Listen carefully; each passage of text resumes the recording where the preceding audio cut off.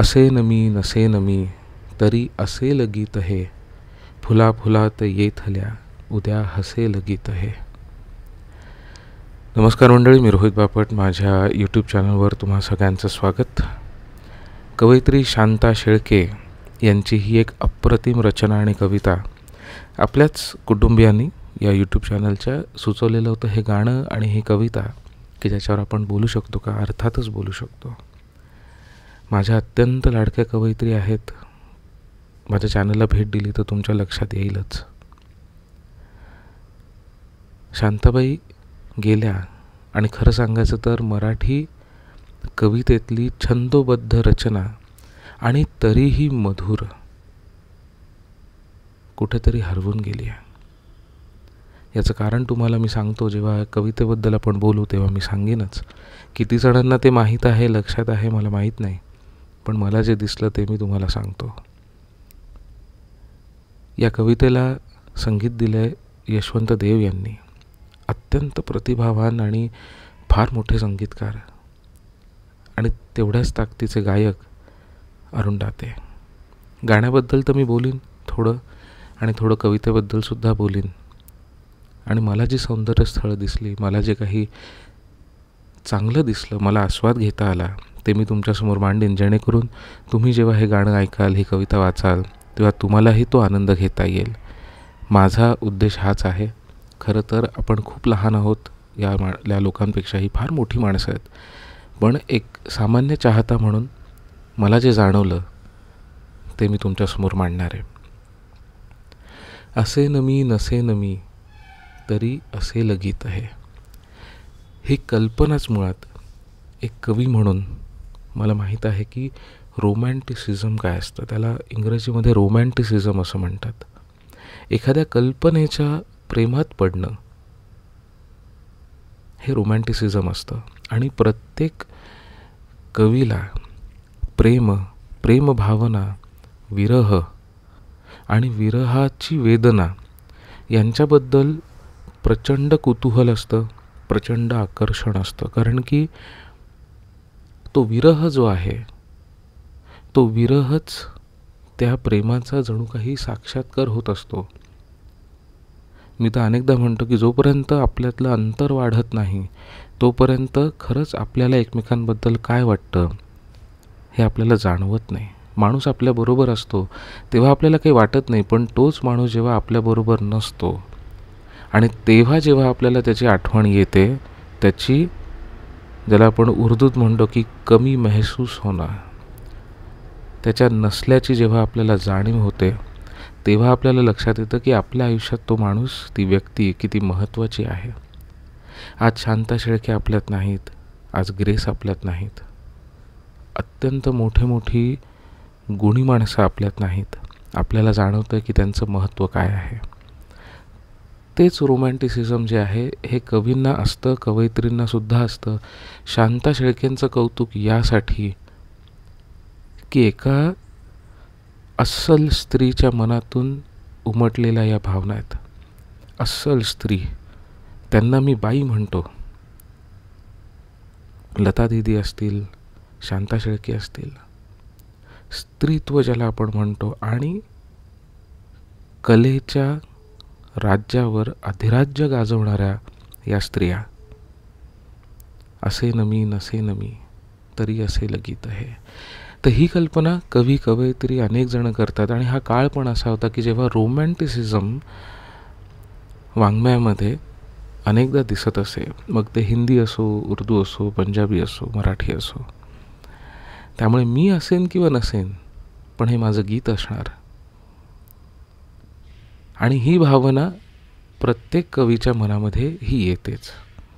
तर तसंच हे काव्य आहे, हे गीत जे आहे ते काहीसं भैरवी या रागावरती बेतलेलं आहे. आणि यशवंतदेव असल्यामुळे त्यात सतार जी आहे ती अगदी सढळ हाताने आलेली आहे. आधी हे काव्य बघू आणि त्यानंतर थोडं बोलायचा प्रयत्न करू. या कवितेमध्ये एक गंमत आहे, ती तुम्हाला मी आधी सांगतो, जेणेकरून तुम्हाला आणखीन त्याच्यामध्ये मजा येईल. तो लुत्फ ज्याला म्हणतो तो येईल जेव्हा तुम्ही ऐकाल, वाचाल. असे नमी नसे नमी तरी असेल गीत हे, फुला फुलात येथल्या उद्या हसेल गीत हे, हवेत ऊन भोवती सुवास धुंद दाटले, तसेच काहीसे मनी तुला बघून वाटले, तृणात फूल पाखरू तसे बसेल गीत हे, असे नमी नसे नमी तरी असेल गीत हे, स्वये मनात जागते न सूर ताल मागते, अबोल राहुनी स्वतः अबोल सर्व सांगते, उन्हे जळात हालती तिथे दिसेल गीत हे, असे नमी नसे नमी तरी असेल गीत हे, कुणास काय ठाऊके कसे कुठे उद्या असू, निळ्या दमात रेखिली नखोस भावना पुसू, तुझ्या मनीच राहिले तुला कळेल गीत हे, असे नमी नसे नमी तरी असेल गीत हे. काही क्षणांचं प्रेम जे आहे, काही क्षणांचं प्रेम म्हणा किंवा एकतर्फी प्रेम म्हणू आपण एका अर्थी, जे मला दिसलं ते. कारण की तसं पाहायला गेलं तर जर आणखीन गडद जर आपण याची बाजू बघितली तर असंही होऊ शकतं की प्रेयसी काही क्षणच आता जगणार आहे आणि ते 2 क्षण जे आहेत ते आपल्या प्रियकराबरोबर तिला घालवायचे आहेत आणि तिला सांगायचं आहे की मी असेन किंवा नसेन, तू काळजी करू नकोस, हे माझं गीत असेल. एका कवयित्री आणि प्रेयसी तिच्या मनातल्या ह्या भावना आहेत. कारण की गीत कोण लिहितं? जो कवी असेल तोच लिहिल ना. अर्थात आता कोणीही उठून लिहितं आहे सध्या, पण दर्जेदार जर काही हवं असेल तर त्याला कवीच लागतो. कवयित्री आणि प्रेयसी ही कल्पना जी आहे, मगाशी मी म्हणलं रोमॅन्टिसिझम, की कवी तर आहे मनामध्ये, पण कवी हा प्रियकराच्या किंवा प्रेयसीच्या जेव्हा भूमिकेमध्ये जातो आणि त्या भूमिकेमध्ये राहून जेव्हा त्या विरहाची कल्पना करतो, त्या विरहातून होणारे जे भावानुभव आहेत त्यांची कल्पना करतो, तेव्हा असं गीत जे आहे ते मनपटलावर उमटतं. याच्यातून मला गुलजार यांची एक त्रिवेणी आहे ती आठवली. कितनी सी जान होती एक पल की, बस कुछ लम्हों की, कितनी सी जान होती है एक पल की, बस कुछ लम्हों की, हाँ कुछ पल बरसों जिंदा रहते हैं. काही क्षण जे आहेत ते आयुष्यभर लक्षात राहतात. खरं तर क्षणाचं आयुष्य किती असतं. त्यामुळे हे भावानुभव जे आहेत हे येत राहतात. आणि ही कविता मी जेव्हा वाचून दाखवली तेव्हा तुम्हाला एक लक्षात आलं का की ही छंदोबद्ध रचना आहे. मी स्वतः जेव्हा ही कविता पहिल्यांदा वाचली होती अनेक वर्षांपूर्वी, तेव्हा हे मला कळलं होतं की ही छंदोबद्ध रचना आहे 100%. पण मी ही कविता अशा काळात वाचली होती जेव्हा मी शाळेत होतो आणि शाळेत असताना व्याकरण, मराठी, आपली सिस्टीम जी आहे, शालेय पद्धत म्हणा, अभ्यासाची पद्धत जी काय असेल, ती पूर्ण प्रयत्न करते की तुम्हाला वाङ्मय, कविता, व्याकरण यांपासून लांब ढकलावं आणि ते कसे कंटाळवाणे विषय आहेत हे सांगावं. त्यामुळे त्या काळात मी वाचलेली ही कविता आहे. पण आता जेव्हा समोर आली पुन्हा, तेव्हा ते सगळ्या आठवणी दाटून आल्या. कारण की प्रत्येकाने तो काळ जो आहे तो जगलेला असतो. किमान तुम्ही माझ्या वयाचे व्हाल तोपर्यंत तुम्ही या वयाच्या अवस्थेतनं सुद्धा आणि मनाच्या अवस्थेतनं सुद्धा गेलेले असणार, हे निश्चित. प्रत्येकाला वाटत असतं प्रेमात पडावं आणि प्रत्येकाला वाटत असतं की त्या प्रेमाच्या विरहाचा जो दाह आहे तो सहन करावा. तुम्हाला माहिती आहे का, आता मी हे शास्त्रीय सांगतो तुम्हाला, आपल्याला तिखट का आवडतं? काही लोकांना ना तिखट आवडतं भयंकर. खरं सांगायचं ते तिखट हे आपण जिभेला त्रास देत असतो. इंग्रजीत ज्याला पेन असं म्हणतो किंवा वेदना जी आहे, तुम्ही कोणत्याही शास्त्रीय किंवा डॉक्टरना वगैरे जाऊन विचारा, तिखट ही खरं तर वेदना आहे आपल्या जिभेला दिलेली. पण ती जेव्हा आपण काही योग्य प्रमाणात देतो तेव्हा त्या वेदनेचा सुद्धा आपण आनंद घ्यायला लागतो. ऐकताना विचित्र वाटेल पण हे खरं आहे. तसंच काहीसं या कल्पनांचं असतं, तसंच काहीसं कवींचं असतं आणि तसंच काहीसं कवयित्रींचं सुद्धा असतं आणि शांता शेळके यांच्यासारख्या उच्चीच्या कवयित्री असतात, तेव्हा ते शब्द आणि ते भाव अगदी तुम्हाला मनाला जाऊन भिडतात. छंदोबद्ध रचनेबद्दल मी सांगितलं. जेव्हा ही कविता वाचाल ना, तेव्हा तुम्हाला लक्षात येईल, ज्यांना मात्रा आणि गण, वृत्त वगैरे यांची थोडीशी जाण आहे त्यांच्यासाठी सांगतो. लघु गुरु लघु गुरु लघु गुरु लघु गुरु अशी रचना तुम्हाला दिसतीये का? असे नमी नसे नमी. लघु गुरु लघु गुरु लघु गुरु लघु गुरु लघु गुरु लघु गुरु लघु गुरु लघु गुरु. 4 4 4 4चे खंड आहेत सरळ सरळ. 16 अक्षरं आहेत. आधी मला वाटलं होतं की अनुष्टुप छंद आहे, कारण की 8 अक्षरांचा एक पंक्ती जी असते ती अनुष्टुप छंद असते. अर्थात अनुष्टुप छंद आहेच याच्यामध्ये, पण त्याच्याही पलीकडे जाऊन हे फक्त अक्षरवृत्त नाही तर अक्षरमात्रा वृत्त आहे. त्या वृत्ताचं नाव आहे पंचचामर. लगा लगा लगा लगा लगा लगा लगा लगा लगा लगा. 4 अक्षरांचे खंड लघु गुरु लघु गुरुचे ही पंचचामर वृत्त आहे. आणि जर तुम्ही त्या समासांमध्ये मोजलत तर जरा जरा जरा जरा जरा जरा ग असं आहे. हे पंचचामर वृत्त आहे. हे ऐकल्यानंतर, हे समजल्यानंतर मला सगळ्यात आधी आठवलं ते शिवतांडव स्तोत्र, कारण की ते या वृत्तामध्ये आहे आणि त्याची एक लय आहे. छंदोबद्ध रचना जेव्हा असते तेव्हा त्याला संगीत देणं हे त्या मनाने सोपं जातं. मी माझ्या व्हिडिओमध्ये सांगितलं होतं की संगीतकार कधी कधी डोकं धरतात. जेव्हा कवितेला छंदबद्ध रचना नसते किंवा मीटर नसतो, तेव्हा संगीतकार बरेचदा डोकं धरतात की अरे याला काहीतरी छंदात बसवा रे. आता हे दरवेळी असलंच पाहिजे असं मी म्हणत नाही, पण छंदोबद्ध रचना असेल तर त्याला चाल देणं, त्याला गाणं हे तितकंसं अवघड होत नाही, कारण की त्या छंदामध्येच एक प्रकारची लय असते. आता मी वाचून दाखवलं, असे नमी नसे नमी तरी असे लगीत हे तुम्हीसुद्धा वाचून पाहिलं तरी तुम्हाला लक्षात येईल की आपण आपोआपच एका तालात म्हणतोय. तदत तदत तदत तदत तदत तदत तदत तद, कारण की ल ग ल ग ल ग लावलेलं आहे तिकडे.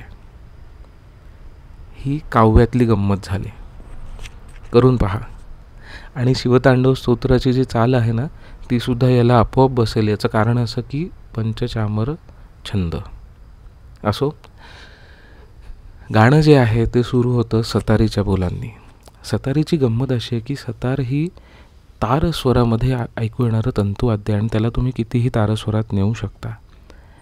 मुळात हे विरह गीत असल्यामुळे त्याच्यामध्ये हा वरचा स्वर जे आहेत, तारस्वर जे आहेत ते त्याच्यासाठी योग्य ठरतात. आता त्याच्यामध्ये अनेक वाद्य आहेत, पण यशवंत देव हे मुळात स्वतः त्यांना सतार खूप आवडते. त्यामुळे त्यांच्या अनेक गाण्यांमध्ये तुम्ही बघाल की सतारीचा कुठे ना कुठे अंश किंवा तंतुवाद्याचा अंश हा असतोच. आणि त्याबरोबर अरुण दाते यांचा आवाज थोडासा वरच्या पट्टीत असल्यामुळे हे आणखीनच उठून येतं आणि त्यांच्यासाठी हे गाणंसुद्धा योग्य होऊन जातं. असे नमी नसे नमी तरी असेल गीत हे, फुला फुलात येथल्या उद्या हसेल गीत हे, जेव्हा जेव्हा एखादं फूल उमलेल तेव्हा तेव्हा माझ्या मनातली जी विशुद्ध प्रेम भावना आहे ती आपोआप त्या फुलामध्ये दिसेल. शेरलॉक होम्सचं एक फार प्रसिद्ध एक मोनोलॉग आहे. शेरलॉक होम्सच्या एक नेव्हल ट्रीटी म्हणून एक कथा आहे. त्या कथेमध्ये शेरलॉक होम्सचं फुलाबद्दल एक मत आहे. तर त्याचं मी संपूर्ण नाही तुम्हाला वाचून दाखवणार, पण त्याचा तुम्हाला गाभा सांगतो. तो असाच आहे की फुलं जी आहेत ही इतकी निरागस असतात की त्याच्यामध्ये तुम्हाला जगातलं जे निर्भेळ सत्य आहे ते तुम्हाला दिसतं. शेरलॉक होम्सच्या नेव्हल ट्रीटीमध्ये तो मोनोलॉग आहे. सर्च करा तुम्ही शेरलॉक होम्स अबाउट फ्लॉवर, आपोआप तुम्हाला सापडेल. तर ते जे निर्भळ आणि निर्मळ सत्य आहे, निर्मळ प्रेम जे आहे की जे एका सीमेनंतर निर्गुण आणि निराकार होऊन जातं ते तुला दिसेल, कारण की तीच भावना माझ्या मनात आहे. हवेत ऊन भोवती सुवास धुंद दाटले. तो क्षण जो आहे तो कदाचित आता विरह होण्याच्या आधीचा क्षण आहे, की आता विरह होणार, आता काही क्षणांसाठी आपली भेट राहिली. पण हे वातावरण असं आहे की हवेत ऊन भोवती सुवास धुंद दाटले, तसेच काहीसे मनी तुला बघून वाटले. तुला बघून माझं मन दाटून आलं, माझ्या मनामध्ये माझं मन भरून आलं. हे सांगणार कसं? हा आशीर्वाद असतो कवींना, की ते तुम्हाला ज्या भावना मनात येतात त्या शब्दांच्या वाटे प्रकट करतात, जेणेकरून तुम्हाला त्या भावनांची अनुभूती होईल. आपल्याला कविता कधी आवडते? जेव्हा कवी त्याला आलेल्या अनुभवांचे शब्दात रूपांतर करतो आणि आपल्याही मनात त्या भावनांची अनुभूती होते, तेव्हा ती कविता आपल्या मनाला जाऊन भिडते. तसंच हवेत ऊन भोवती सुवास धुंद दाटले, तसेच काहीसे मनी तुला बघून वाटले, तृणात फूल पाखरू तसे बसेल गीत हे. आता गंमत बघा, इथे तृणात हा शब्द वापरलाय, फुलात नाही वापरलाय. मी जेव्हा कविता वाचली तेव्हा मलाही हा प्रश्न पडला की इथं फुलात का नाही? फुलपाखरू खरं तर फुलात असायला हवं, आणि फुलात लिहिलं असतं तरीही छंदामध्ये काही फरक नसता झाला, छंद तोच राहिला असता. मग तृणात का लिहिलं आहे? याचं कारण असं आहे की फुलपाखरू जेव्हा तृणावर बसतं, म्हणजे गवताच्या पातीवर बसतं ना, तेव्हा ते कुठल्या मधासाठी बसत नाही. तेव्हा ते फक्त श्वास घेण्यासाठी आणि थोडंफार पाणी पिण्यासाठी, त्याच्यावरचे जे दवबिंदू असतात ना, किंवा थोडे थोडे पाण्याचे तुषार म्हणा, छोटे थेंब म्हणा, ते पाणी पिण्यासाठी किंवा श्वास घेण्यासाठी तेवढ्यापुरतंच बसतं आणि पुन्हा ते उडून जातं. फुलाचं आणि फुलपाखराचा जेवढा संबंध येतो त्याहूनही कमी संबंध, कमी कालखंडाचा संबंध गवताचा आणि फुलपाखराचा येतो. तर हे मन दाटून आलंय, मन दाटून आलंय. पण फुलपाखरावर जसं तृणावर जसं फुलपाखरू बसतं तसंच हे गीत बसेल, पुन्हा बसेल, पुन्हा बसेल, पुन्हा बसेल. जेव्हा कधी त्याला विसाव्याची गरज असेल, जेव्हा कधी तुला देखील प्रियकराला उद्देशून आहे ना, जेव्हा कधी तुलाही या विसाव्याची गरज असेल, जेव्हा कधी तुला माझी आठवण येईल, तेव्हा हे गीत जे आहे ते फुलपाखरासारखं अलगद त्या गवताच्या पातीवर बसेल. स्वये मनात जागते न सूर ताल मागते, निर्गुण निराकार प्रेम. बरोबर? स्वये मनात जागते न सूर ताल मागते, अबोल राहुनी स्वतः. आता हे खूप जण आहे ना उच्चारांच्या बाबतीत फार घोटाळा करतात. स्वतः म्हणतात, स्वतः, जणू काही तला कानाच दिला आपण. ते स्वतः नाही आहे, स्वतः. उच्चार आपण शक्यतो प्रयत्न करू चांगले असले पाहिजेत. स्वये मनात जागते न सूर ताल मागते, अबोल राहुनी स्वतः, अबोध सर्व सांगते. निर्गुण निराकार प्रेम, कारण की ती विशुद्ध भावना आहे ना, विशुद्ध भावना आहे. पण जी मौन आहे ती अंगावर येणारी नाही आहे. हे जे प्रेम आहे, हे माझं जे प्रेम आहे, ते आरडाओरडा करणारं नाही आहे, भडक प्रदर्शन नाही आहे कुठलंच. त्याला कशाचीही गरज नाही. जणू काही एखाद्या माझघराच्या कोनाड्यातल्या देवघराच्या बाजूला एखादा शांत दिवा मिणमिणत राहावा, तसं माझं प्रेम जे आहे ते तेवत राहील तुझ्या मनामध्ये. स्वये मनात जागते न सूर ताल मागते. माझघरातल्या एका कोनाड्यामध्ये जिथे देवघर आहे तिथल्या एका त्याच्या बाजूला हा दिवा जो आहे, हा प्रेमाचा, या गीताचा जो दिवा आहे, तो तिथे तेवत राहील. तू काळजी करू नकोस. त्याला काही फार मोठं व्हायचं नाही, त्याला भडक प्रदर्शन करायचं नाही, त्याला कोणतीही तुला इजा करायची नाही. तू काळजी करू नकोस. अबोध सर्व सांगते. पण जेव्हा कधी तुला हे गीत आठवेल ना, तेव्हा जे काही अबोध आहे जगामध्ये, की जे कळण्याच्या पलीकडचं आहे, सांगण्याच्या पलीकडचं आहे, ते आपोआप त्या कवितेमधनं, या गाण्यामधनं तुला जाणवेल. या गोष्टी जाणीवेच्या आहेत, या शब्दात मांडण्याजोग्या नाही, म्हणून त्या अबोध आहेत. अबोल राहुनी स्वतः अबोध सर्व सांगते. कवींनी पूर्वीच्या अशा डोळ्यांची फार कल्पना केलेली आहे, की असे काही डोळे असतात की जे खरं तर बोलके असतात, पण तरीही अबोल असतात. आणि त्या अबोल राहून सर्व काही बोलणाऱ्या डोळ्यांमध्ये तुम्हाला बरंच काही दिसतं जे शब्दात मांडता येत नाही. आणि मग शेवटी काय म्हणतात शांताबाई, की उन्हे जळात हालती तिथे दिसे लगीत हे. उन्हे जळात हालती. आता उन्ह जी आहेत ती जळात कधी हालतात? अर्थात दिवसा. पण त्यांच्याकडे लक्ष कधी जातं? जेव्हा तुम्ही एकांतात असता. नाहीतर पाण्यामध्ये तरंगणारे किरण जे आहेत किंवा उन्ह जी आहेत त्यांच्याकडे लक्ष कुणाचं जातं? ज्याच्याकडे एकांत आहे, ज्याच्याकडे तो विरह आहे, ज्याच्याकडे ती शांतता आहे, त्यालाच फक्त त्या लहरींवर नाचणारी उन्ह जी आहेत ते दिसतील. उन्हे जळात हालती तिथे दिसे लगीत आहे. एक गंमत तुम्हाला सांगतो पुन्हा एकदा. तुम्ही कधी नीट लक्ष द्या, जेव्हा पाण्यांच्या लहरी उठत असतात आणि त्यावर सूर्यकिरण पडत असतात, तेव्हा सामान्यतः त्या लहरी चमकताना, म्हणजे लहरींवरती काही तेजाळलेले भाग, काही अंधारलेले भाग हे दिसतातच. पण मधूनच कधी अशी एखादी लहर येते किंवा मधूनच कधी असं काही हलतं पाणी की सूर्य जो आहे ना त्याची थेट किरणं जी आहेत ती आपल्याकडे परावर्तित होतात. म्हणजे इतर वेळी फक्त ते चालू असतं, तो काय म्हणतो तरंगणारी किरणं जी आहेत ती दिसत असतात. पण कधीकधी ती किरणं थेट आपल्याकडे येतात आणि एखादी चांदणी चमकून जावी असा तो सूर्य दिसतो त्याच्यामध्ये. आणि जेव्हा ते चमकून जाईल ना तेव्हा तुला हे गीत दिसेल.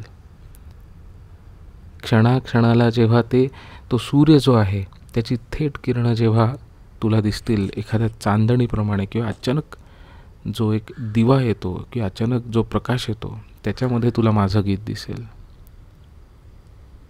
आणि मग शेवटी म्हणतात की आता विरह आला, आता जायची वेळ आली.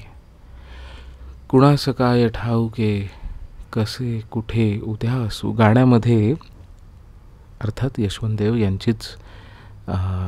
यांनीच संगीतबद्ध केलं, त्यांनाच हे क्रेडिट जातं. पण अरुण नेतेंनी हे फार सुंदर गायलं की या गाण्यामध्ये तुम्ही ऐकाल कसे कुठे उद्या असू, या प्रत्येक शब्दाला त्यांनी जोर दिलेला आहे आणि प्रत्येक शब्दानंतर काहीसा विराम घेतलेला आहे. कारण की जेव्हा आपण असं कुणाबरोबर बोलत असताना अनेकदा सेंड ऑफच्या वेळी वगैरे अशा भावना जास्त दाटून येतात. असो, पण कुणाचं काय ठाऊक आहे. आता तिकडे जायच्या आधी कुणाचं काय ठाऊक म्हणता आलं असतं, बरोबर ना. ठाऊक हा खरं तर शब्द आहे, तसं म्हणता आलं असतं. पण ही छंदबद्ध रचना आहे, त्यामुळे हे स्वातंत्र्य कवीकडे असतं आणि ते राहतंच. त्यामुळे हा शब्द झाला कुणाचं काय ठाऊके. मात्र आली तिथे का? कारण की लगा लगा लगा लगा लगा लगा लगा, बरोबर. कुणाचं काय ठाऊके म्हणून तो के आला. कसे कुठे उद्या असू, कसे कुठे उद्या असू. एक एक शब्दाला त्यांनी विराम दिला. याचं कारण असं की जेव्हा आपण हे कुणाबद्दल किंवा कुणाला तरी सांगत असतो की अरे उद्या आपण कुठे असू, काही सांगता येत नाही आणि अगदी मनापासनं, तेव्हा कुठेतरी आपल्याला सुद्धा मन आपलं दाटून येतं. ते बोलता येत नाही आपल्याला नीट, कारण की आता उद्यापासून आपण भेटणार नाही आहोत. आपली आता ताटातूट होणार आहे हे दिसतंय समोर, आणि हे जेव्हा तुम्ही सांगता तेव्हा कधी कधी आपला गळा जो आहे ना तो भरून येतो, शब्द तिकडनं पटकन निघत नाहीत. कदाचित त्यामुळे असेल, ही माझी समजूत आहे, मला जे आवडलं ते मी सांगतो. त्यामुळे या चालीतसुद्धा प्रत्येक या शब्दानंतर थोडा थोडा विराम घेतला आहे. कुणास काय ठाऊके कसे कुठे उद्या असू, निळ्या रभात रेखली नकोस भावना पुसू. निळ्या नभात रेखली, निळं नभ जे आहे ना ते अनंताचं प्रतीक आहे. अथांगतेचं अनंततेचं प्रतीक म्हणजे निळं आभाळ. निळ्या नभात रेखली नकोस भावना पुसू. कदाचित आपण उद्या कुठे असू, तू कुठे असेल, मी कुठे असेन, मला माहिती नाही, पण आज ही या अनंतात रेखाटलेली जी भावना आहे, निर्मळ, निर्भेळ, सत्य, प्रेम, ती भावना जी आहे ती काही झालं तरी पुसू नकोस, ही आपल्या प्रियकराला केलेली याचना. कदाचित मी नसेनही, मी नसू दे, हरकत नाही. मी कुठेतरी असेन, तू कुठेतरी असशील, असू दे, हरकत नाही. माझं प्रेम एखाद्या नंदादीपसारखं जळत राहील, आणि या अनंताच्या पटलावरती चिरंतन आणि सनातन काळासाठी उमटलेली जी भावना आहे ती तू पुसू नकोस, कारण की ती माझी भावना आहे. मी असेन किंवा नसेन, ती भावना राहणार, ती भावना जिवंत राहणार माझ्या गाण्याच्या रूपात. तुझ्या मनीच राहिले तुला कळेल गीत आहे. तुला आता मी हे गीत ऐकवलं आहे, तुला माझी भावना मी ऐकवली आहे, त्यामुळे तुला हे कळेलच. तू ही भावना पुसून टाकू नकोस, कारण की मी नसणार हे मला दिसतंय, किंवा मी असेन कुठेही असेन, पण तुझ्या मनामध्ये माझ्या भावनेचा जो दीप आहे, त्याच्या ज्या खुणा आहेत त्या पुसून टाकू नकोस. आणि जेव्हा कधी तुला आठवण येईल, जेव्हा कधी उन्हं जी आहेत ती त्या लहरींवर नाचतील, तेव्हा माझं गीत तुला दिसेल, आणि तेव्हा तुला कळेल गीत हे जेव्हा तुला कधी जाणवेल, मला जे जाणवले ते तुला केव्हा जाणवेल, जेव्हा तू ही भावना पुसून टाकणार नाहीस. तुझ्या मनात राहू दे. तुला जेव्हा कधी आठवण येईल तेव्हा तुला हे गीत कळेल. इथपर्यंत हसेल, दिसेल, बसेल होतं, पण आता तुला कळेल की नक्की मला काय म्हणायचं होतं. इतकं अत्यंत सुंदर ही कविता आहे. आणखीन एक तुम्हाला गंमत सांगतो याच्यामध्ये, जी मला जाणवली. माझ्या कवितेत ती खोड आहे. माझ्या कवितेला मी त्याला खोड नाही म्हणत, खरं तर मी इतरांना सांगताना सांगतो की माझ्या कवितेला ना देवानी चेहऱ्यावर एखादा तीळ नसतो का, की सबंध चेहरा नितळ असतो, पण एक तीळ दिलेला असतो देवानी की त्याला दृष्ट लागू नये. तसा तीळ असल्यासारख्या कवितेमध्ये माझ्या देखील आणि या कवितेत सुद्धा एक तीळ दिल्यासारखी, तीळ असल्यासारखी एक गोष्ट आहे. तुम्हाला जाणवली का? आत्तापर्यंत जिथे कुठे ध्रुवपद आलं आहे तिथे असेल, हसेल, बसेल, दिसेल, पण शेवटी मात्र कळेल. इथे सेल असलेलं वाक्य आलं नाही, तिथे कळेल हे आलं आहे. म्हणजे पहिल्या पंक्तींमधनं अगदी थोडंसं, फार नाही, खूप वेगळं काही केलेलं नाही आहे, पण थोडंसं त्याच्यामधनं वेगळं झालेलं आहे. शेवटचं कडवं जे आहे ते थोडंसं वेगळं झालेलं आहे आधीच्या कडव्यांपेक्षा, हे तुम्हाला आपोआप जाणवेल. आता संपूर्ण 100% जेव्हा एखादी गोष्ट परफेक्ट असते की नाही, ती कधी कधी लोकांना भावत नाही, कारण की इंग्रजीमध्ये ज्याला म्हणतात ना की too good to be true, तसं कधी कधी होतं. त्यामुळे मला ही खोड जी आहे, ही खोट जी आहे, हा तीळ जो आहे तो प्रचंड आवडतो, आणि अशा कविता तर मला प्रचंड आवडतात. देवाने तो तीळ माझ्या कवितेला दिलेला आहे. तो तीळ मला इथे दिसला या कवितेच्या गालावर, की इतर सर्व ठिकाणी असेल, दिसेल, बसेल, दिसेल, हसेल, पण शेवटच्या कडव्यामध्ये कळेलं आलं.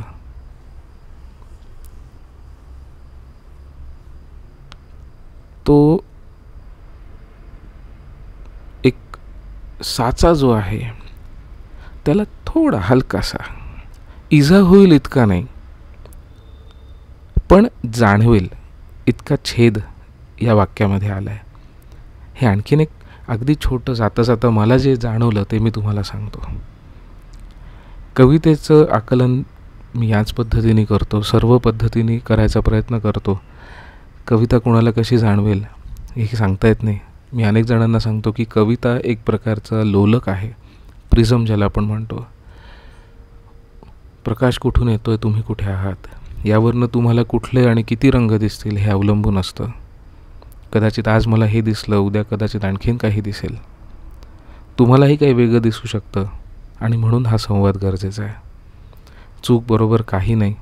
माझ्याच कवितांचे वेगवेगळे अर्थ मला कधी कधी लोक ऐकवतात, मला त्यात काही गैर वाटत नाही.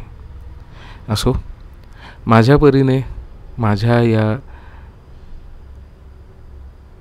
प्रांजळ प्रयत्नाने या कवितेचं आणि काव्याचं रसग्रहण करण्याचा मी प्रयत्न केला. तुम्हाला कदाचित यातनं काही नवीन मिळालं असेल, आणि मिळालं असेल खरंच तर मी भाग्यवान आहे. तुमचा अभिप्राय, तुमच्या कॉमेंट्स मला नक्की कळवा. रसग्रहण आवडलं असेल तर जरूर ऐका आणि इतरांना ऐकायला पण द्या. दर्जेदार वाङ्मय, मराठी वाङ्मय लोकांपर्यंत पोहोचलं पाहिजे. उत्तमोत्तम कवींच्या उत्तमोत्तम रचना लोकांपर्यंत पोहोचल्या पाहिजेत. तरच कुठेतरी आज डबघाईला आलेलं जे वाङ्मय आहे त्याला कुठेतरी आधार मिळेल. असो, हा उपक्रम तुम्हाला कसा वाटला मला नक्की कळवा. आवडला असेल तर माझ्या चॅनलला भेट द्या. तिथे अनेक प्लेलिस्ट आहेत, व्हिडिओज आहेत, तुम्ही बघू शकता. आवडलं तर शेअर आणि लाईकही करू शकता. आणि एकंदरीतच माझे प्रयोग आवडले तर चॅनलला सबस्क्राईबही करू शकता. हा व्हिडिओ जर खूप जास्त आवडला असेल तर खाली सुपर थँक्स आहे, तेही देऊ शकता. तुमची रजा घेतो आता. पुढच्या वेळी पुढची कुठली तरी कविता किंवा गीत घेऊन तुमच्यासमोर येईन. तुम्हाला जर कुठलं गाणं सुचवायचं असेल, कविता सुचवायची असेल तर नक्की कळवा. तोपर्यंत धन्यवाद. आणि हां, सगळ्या कॉमेंट्स मी वाचतो. कदाचित मला उत्तर द्यायला वेळ लागेल, पण मी सगळ्या कॉमेंट्स वाचतो, कारण की माझ्यासाठी खरं सांगायचं तीच ऊर्जा आहे. रसिक आहेत म्हणून आम्ही आहोत. धन्यवाद.